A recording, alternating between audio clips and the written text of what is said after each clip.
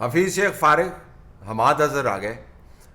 ایک desperate political survival کی جنگ ہے، یعنی سیاسی زندگی بچاؤ کی جنگ ہے. بہت بڑا کھیل ہے جو اس وقت عمران خان کھیل رہے ہیں، اور حفیظ شیخ جیسے جو لوگ ہیں یہ اب پیادے ہیں، یہ مہرے ہیں جن کو آگے پیچھے کرنے سے ہم نے حکومت کو ہر حال میں بچانا ہے. یہ بنیادی جو باٹم لائن ہے اس کو آپ کو سمجھنے کی ضرورت ہے. باقی چیزیں آپ کو سمجھ میں آ جائیں گی کہ حفیظ شیخ کیوں گئے اور حماد اظہر کس طریقے سے آئے، اور ابھی تابش گوہر جو ہیں جو پہلے استعفیٰ دے کے جا چکے ہیں ان کو دوبارہ سے ایک اور عہدے سے کیوں نوازا گیا، اس عہدے پر جہاں پر ندیم بابر فائز تھے. وہ ندیم بابر جن کے بارے میں کہا جاتا تھا کہ ان کے بڑے فائنینشیل انٹرسٹ ہے، کلیش آف انٹرسٹ ہے، انکوائریز کے اندر ان کی رپورٹس ہیں، لیکن ان کو رکھا. تو یہ سب چیزیں آپ کو سمجھ آئی جائیں گی اگر آپ نے یہ چیز سمجھ لی کہ پاکستان کے اندر اس وقت عمران خان صاحب کے سامنے ایک ہی کام ہے، وہ یہ کہ میں نے پولیٹیکلی سروائیو کیسے کرنا ہے اور یہ تصور کیسے میں نے دینا ہے کہ میں پاکستان کو چلا سکتا ہوں. تو حفیظ شیخ صاحب چلے گئے. اب اس کی جو انہونیاں ہیں ان کے جانے کی وہ بھی آپ کے سامنے ہیں، لیکن دہرانا بہت ضروری ہے کیونکہ دہرانے سے حقائق مزید واضح ہوتے ہیں. یہ وہی حفیظ شیخ صاحب ہیں جن کو لانے کے لیے اسد عمر کو تتر بتر کر دیا گیا تھا، اور ان کے اپنے بھائی کے یا ان کے قریبی فیملی کے ذرائع کے بیانات کے مطابق اسد عمر بہت ہی پریشان تھے جب ان کو بذریعہ واٹس ایپ بتایا گیا کہ اسد عمر تم ہو تو میرے بڑے زبردست کھلاڑی ٹیم کے، میں تمہارے بارے میں باتیں کرتا رہا کہ تمہارے پاس بڑے فارمولے ہیں پاکستان کو بچانے کے لیے، لیکن بنیادی طور پہ اب ہم نے تمہیں فارغ کرنا ہے کیونکہ تم ڈیلیور نہیں کر پا رہے. تو اسد عمر جیسے رائٹ ہینڈ مین کو آپ نے فارغ کیا. اسد عمر نے بائی دی وے اس وقت سے لے کے اب تک ایک کم بیک بھی اسٹیج کیا، لیکن انہوں نے ذرا رستہ دوسرا اختیار کیا. وہ بنی گلا کے ذریعے نہیں آ رہے، وہ کسی اور رستے کے ذریعے دوبارہ سے سرکولیشن کے اندر آ رہے ہیں. بہرحال تو اسد عمر کو انہوں نے فارغ کیا اور حفیظ شیخ کو لے کے آئے. اور کس طریقے سے لے کے آئے بتا رہے تھے جی کہ حفیظ شیخ آئے ہیں اور ایسے آئے ہیں کہ اب پاکستان کے اندر دودھ اور شہد کی نہریں جو ہیں بہہ جائیں گی. دودھ اور شہد کی نہریں بہیں، لیکن ان لوگوں کے لیے جن لوگوں کے پاس پہلے ہی بہت زیادہ دودھ و شہد ہے، جن کے پاس سوکھی روٹی تھی، ان کے ہاتھ سے حفیظ شیخ صاحب نے اپنی پالیسیوں کے ساتھ یہ روٹی بھی چھین لی. 21 مہینے تک حفیظ شیخ صاحب اپنے کارنامے سر انجام دیتے رہے. اس کے بعد ان کو فائنانس منسٹر کا عہدہ دے دیا گیا، اور پھر جب آئینی شک آڑے آئی تو ان کو منتخب کرانے کے لیے حکومت نے ظاہراً سر توڑ کوشش کی. یعنی پچھلے 2 ہفتے تک حفیظ شیخ صاحب اتنے کوالیفائڈ آدمی تھے کہ 21 مہینے ایڈوائزری کیپیسٹی کے اندر کام کرتے رہے، بڑے بڑے لوگوں کو فارغ کروایا، اسد عمر جیسے لوگوں کو، اور اپنی منمانی کی FBR کے اندر بندوں کو تبدیل کروایا، اور پھر فائنانس منسٹر بن گئے، اور پھر اتنے کوالیفائڈ ہو گئے کہ حکومت نے ان کو ہر حال میں سینیٹر بنوانا تھا. اور 10 دن کے اندر اندر ہی پتہ چلا کہ اصل میں نہیں، حفیظ شیخ صاحب تو بڑی اس کی وجہ سے مہنگائی ہو رہی تھی، لہٰذا مہنگائی جو ہے وہ بنیاد بنا کے ان کو فارغ کر دیا گیا. یعنی جو بہانے ہیں وہ بھی اتنے ہی بوسیدہ ہو گئے ہیں جتنے کے نعرے ہیں. مہنگائی کے بارے میں ویسے عمران خان صاحب کہتے کیا ہوتے تھے کہ مہنگائی کے اوپر جب ہم جیسے لوگ بات کرتے ہیں تو وہ اس میں حقیقت کتنی اور فسانہ کتنا، ذرا عمران خان صاحب کا یہ بیان سنیے گا. کئی چینل جو پروپیگنڈا پہ لگی ہوئی ہیں وہ مائک پکڑ کے پہنچتے جی غریب آدمی کے پاس، بتائیں جی حالات آپ کے اچھے ہیں، مہنگائی ہے؟ وہ کہتا ہاں مہنگائی ہے. کدھر گیا جی نیا پاکستان؟ اگلا سوال یہ ہوتا ہے. وہ پھر بیچارہ کیا کہ برا بھلا کہے گا جی کدھر گیا نیا پاکستان. یہ پلان کر کے ہو رہا. تو خان صاحب کو یقین ہی نہیں تھا اور اپنے بندوں کو ڈیفینڈ کرتے تھے. وہ کہتے ہیں مہنگائی کا تو خام خواہ یہ پروپیگنڈا چل رہا ہے، اکانومی کی ٹریجیکٹری بالکل ٹھیک ہے، ہم ریولوشن لا رہے ہیں، ریاست مدینہ بن رہی ہے، عوام خوش ہیں، اور یہ بری باتوں کے اوپر آپ نے نہیں جانا، انفلیشن وغیرہ جو ہے وقتی دھچکا ہے. اب بتا رہے ہیں کہ حفیظ شیخ صاحب جنہوں نے IMF کے ساتھ معاہدے کو ریوائیو کرنے کا معاملہ جو طے کروایا، کابینہ سے اپروو کروایا، اب بنیادی طور پر تمام برائی کی جڑ وہ تھے، اب ان کو ہم نے فارغ کر دیا گیا. تو حفیظ شیخ صاحب کے لیے بہت بڑا لیسن ہے. ایک تو یہ کہ جگاڑ کے ذریعے اگر آپ کسی جگہ پر آتے ہیں تو جگاڑ کے ذریعے آپ پھر نکالے بھی جاتے ہیں، تو ان جیسے دوسرے بندوں کے لیے بھی بہت بڑا لیسن ہے. دوسری بات آپ ذہن میں رکھیں کہ ان کی جگہ حماد اظہر صاحب کو لایا گیا ہے. حماد اظہر صاحب جو ہیں وہ 8 جولائی 2019 کو آپ کو یاد ہوگا وزیر مملکت برائے مالیات بنائے گئے تھے صرف ایک دن کے لیے. اگلے دن کو قلمدان تبدیل کر دیا گیا، وفاقی وزیر برائے اقتصادی امور کے عہدے پر تعینات ان کو کر دیا گیا. اب ان کو وزارت کا قلمدان دیا گیا، اس کے بعد صنعت و پیداوار کا، اور اب ان کو بنا دیا گیا ہے باقاعدہ وزیر خزانہ. یعنی ایک بندہ جو ہے وہ پچھلے 2 سال کے اندر 4 جگہوں پر اپوائنٹ ہو چکا ہے. بندے کے لیے جو ہے نا اپوائنٹمنٹس جو ویکنسیز ہیں وہ کم پڑ گئی ہیں پہلے یہ ہوتا تھا کہ ویکینسی زیادہ ہوتی تھی, بندے کم ہوتے تھے. اب بندہ ایک ہے, اس کے لیے اتنی جگہ پر اس کو لگا دیا گیا کہ اگلی مرتبہ سوچنا پڑے گا کہ بھائی کہیں ہم نے اس کو پہلے تو نہیں اس کے اوپر لگایا گیا. تو حماد اظہر صاحب جو ہیں ٹرسٹڈ کانفیڈنٹ ہیں عمران خان صاحب کے.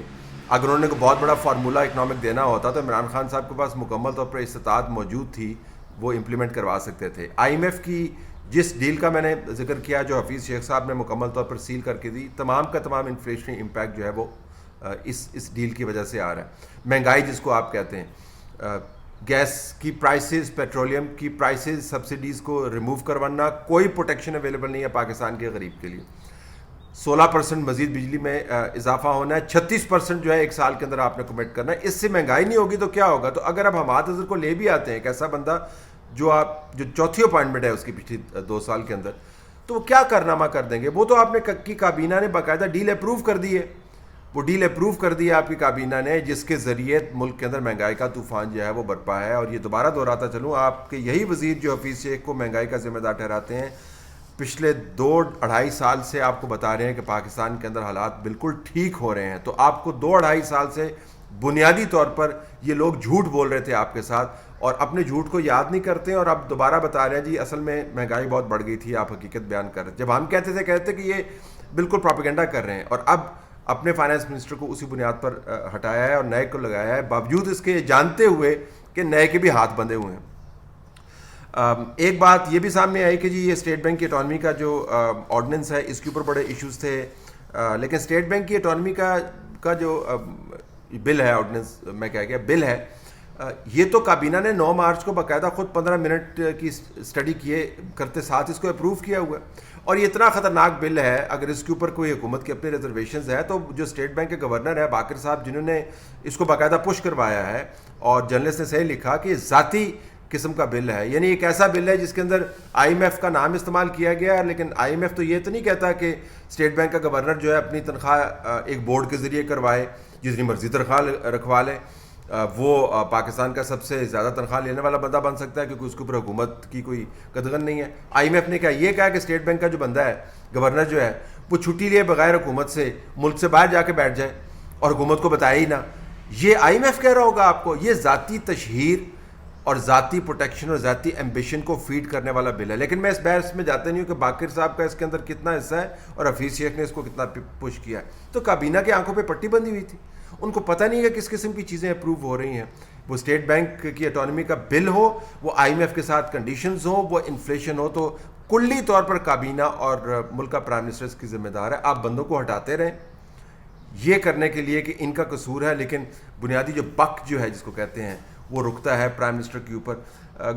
تابش گوہر صاحب جو ہیں, اب ان کو ندیم بابر جس کو نکالا ہے, جس کا دفاع کیا کرتے تھے کہ بہترین آدمی ہے, یہ جانتے ہوئے کہ آئی پی پیز کے اندر اس کا ذاتی ایک بزنس کا انٹرسٹ ہے اور اس کے خلاف انکوائریاں جو ہے اس کی بنیاد بھی موجود ہے, اس کو لیکن ڈیفینڈ کرتے رہے, پھر اس کو آخر میں نکال دیا. اب تابش گوہر کو لے آئے. تابش گوہر جو ہے وہ کے ای الیکٹرک کا پرانا ریپرزینٹیو ہے, اور عارف نقوی صاحب جو ہیں ابراج گروپ فیم والے, جو دنیا بھر کے اندر بڑے کیپٹلز میں مطلوب ہیں کیونکہ انہوں نے انویسٹر فراڈ کیا ہے, لوگوں کے پیسے کھا گئے ہیں بلینز کی تعداد میں, اور فنڈر بھی رہے ہیں بہت بڑے, عمران خان صاحب کے دوست بھی رہے ہیں. خیر دوست تو وہ ساروں کے رہے ہیں, نواز شریف کی حکومت کے اندر بھی انہوں نے بڑی دوستیاں نبھائی ہیں, ان کے ساتھ بھی انہوں نے کام کیا ہوا ہے تابش گوہر صاحب نے.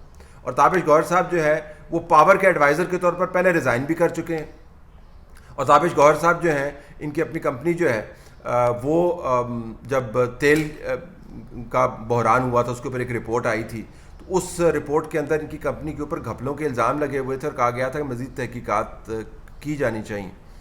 ان کو دوبارہ سے واپس لے آئیں. یہ وہ سرکس ہے جو جاری رہے گا اس وقت تک جب تک صحیح فنڈامنٹل پرابلم کی طرف آپ نے توجہ کیوں نہیں دی جا رہی؟ کیونکہ اس کا تعلق سیاسی جوڑ توڑ سے ہے. ہم نے ثابت کرنا ہے کہ عمران خان صاحب جو ہے پاکستان کو چلا سکتے ہیں. یہ بنیادی طور پر ایک نقطہ ہے جو سروائیول کی جنگ کا حصہ بنا ہوا ہے. دوسری طرف ان کے لیے ڈیڈ لائن جو ہے وہ کافی ٹائٹ ہوتی جا رہی ہے. بتایا جا رہا ہے کہ اگر آپ نے پرفارم نہیں کیا تو متبادل ہم نے تیار کیا ہوا ہے. لہٰذا عمران خان صاحب اپنی سروائیول کے لیے کسی کو بھی کسی وقت بھی نکال سکتے ہیں, لیکن یہ نکالنے اور بٹھانے سے بات بنے گی نہیں.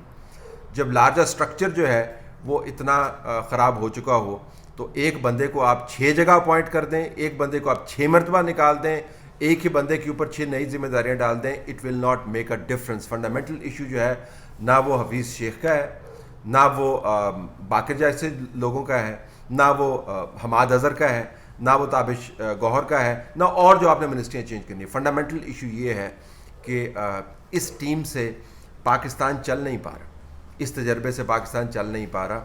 اگر آپ بندوں کو آگے پیچھے کر کے وقت گزارنا چاہیں تو یہ آپ کی مرضی ہے, لیکن یہ بھی وقت کا ضیاع ہوگا.